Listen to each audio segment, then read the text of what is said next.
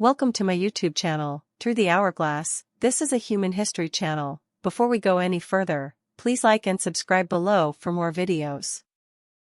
Masonic lodges play a prominent role in the politics of South Africa, dating from the 18th century. There are historical facts to support this view. South Africa has an interesting Freemasonry history that is overlooked by history school books. This ignited an interest into looking at the emergence of Freemasonry at the coast of Cape Town, South Africa, in the 18th century. There are interesting aspects to share with you, based on historical facts and trusted sources. Enjoy the video and please don't forget to like and subscribe to the channel.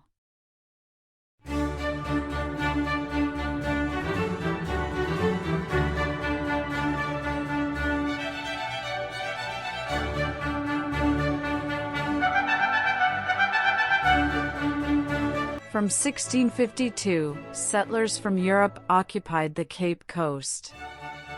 Abraham van der Weyde from Netherlands arrived at the Cape Colony in 1771.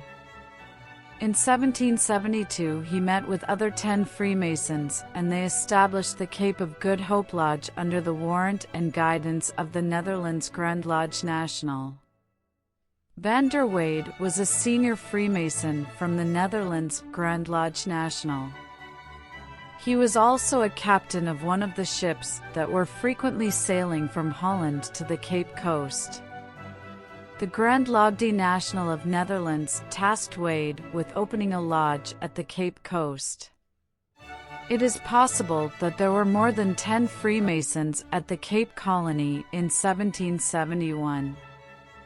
The Good Hope Lodge opened its doors in 1772.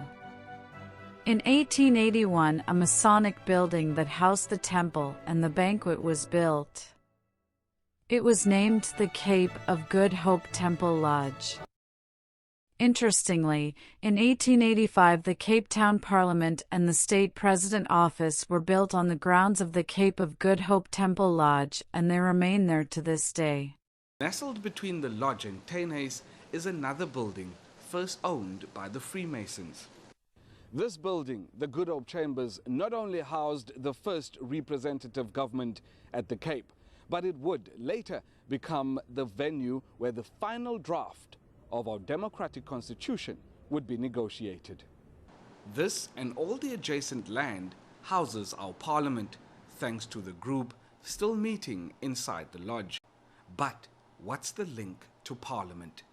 There seemed to be a good and working relationship between the government at the Cape and Freemasonry, because from 1854 to 1884, the Cape government used the Cape of Good Hope Masonic Temple as their house of assembly.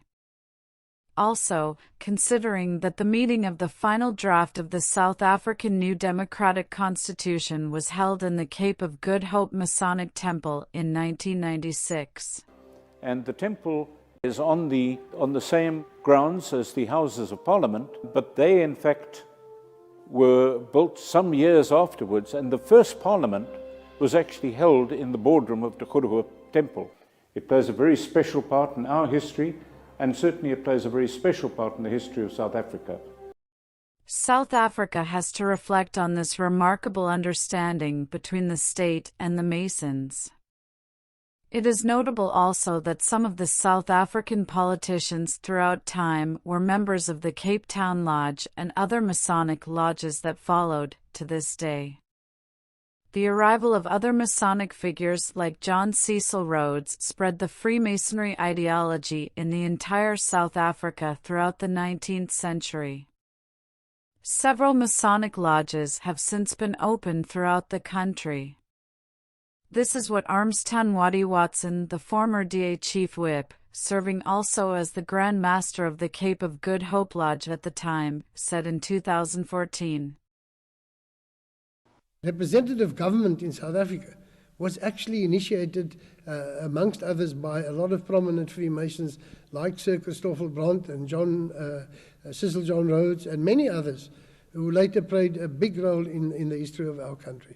Waddy Watson served as the DA Chief Whip from 2011 to 2014. He served as Masonic Grand Master until 2014.